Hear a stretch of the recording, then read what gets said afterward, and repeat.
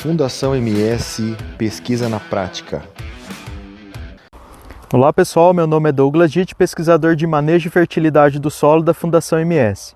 Hoje eu gostaria de compartilhar com vocês algumas informações quanto ao estabelecimento de espécies de capins e a inoculação da bactéria Azospirillum nessas espécies.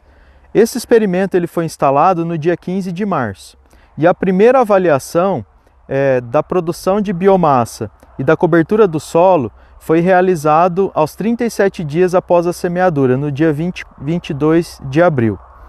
Nesse lado nós temos uma parcela com o capim rusesiensis. Ele foi semeado na densidade de 10 kg por hectare de sementes, utilizando a semeadora com 11 linhas, com espaçamento entre linhas de 20 centímetros. Então, o estabelecimento da pastagem aconteceu de uma maneira adequada e a produção de massa verde nessa primeira avaliação está na quantidade de 1,5 toneladas por hectare. Comparando esse tratamento com o tratamento com o capim marandu, que é uma braquiária brisanta, a gente percebe que a produção de massa verde desse capim chegou a 1/3 da produção de biomassa da braquiária rusesiensis. Então o marandu ele teve uma produção bem inferior quanto à biomassa em relação à braquiária rusesiensis, tá?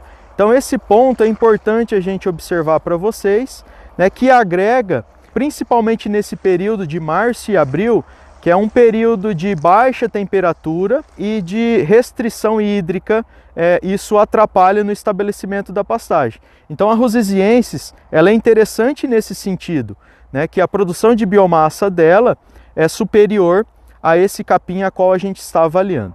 Porém, é importante ressaltar aos nossos produtores que a braquiária brisanta, de uma maneira geral, seja ela marandu, piatã e charaés, elas são muito interessantes quanto à interação com a biologia de solo em função do maior desenvolvimento do sistema radicular em relação à braquiária rusesiensis. Pessoal, agora na parcela que nós semeamos o capim marandu com o Azospirillum, nós vamos ressaltar alguns pontos para vocês. O primeiro deles é quanto à produção de biomassa. Então, inoculando esse capim aqui semeado na densidade de 10 kg por hectare de sementes e utilizando a dose de 10 ml de Azospirillum por quilo de sementes, nós notamos um aumento da produção de biomassa de 9%. Então isso é muito importante para proporcionar uma melhor cobertura de solo. Um outro ponto que a gente ressalta para vocês também é quanto ao aumento da população de plantas quando a gente inoculou o capim com o Azospirillum. Então nós conseguimos um aumento da população de plantas de aproximadamente 30% em relação a não aplicar o Azospirillum nessa espécie de capim. Então isso é interessante no sentido e foi proporcionado em função da melhoria do desenvolvimento do sistema radicular. Então durante o período de condução desse experimento nós tivemos um estresse hídrico muito severo, né? E o Azospirillum proporcionou o melhor desenvolvimento do sistema radicular dessa espécie principalmente, agregando no maior número de radicelas no sistema radicular e aumentando o exploramento do volume de solo. Então isso foi muito positivo na preservação da população de plantas após o processo de germinação.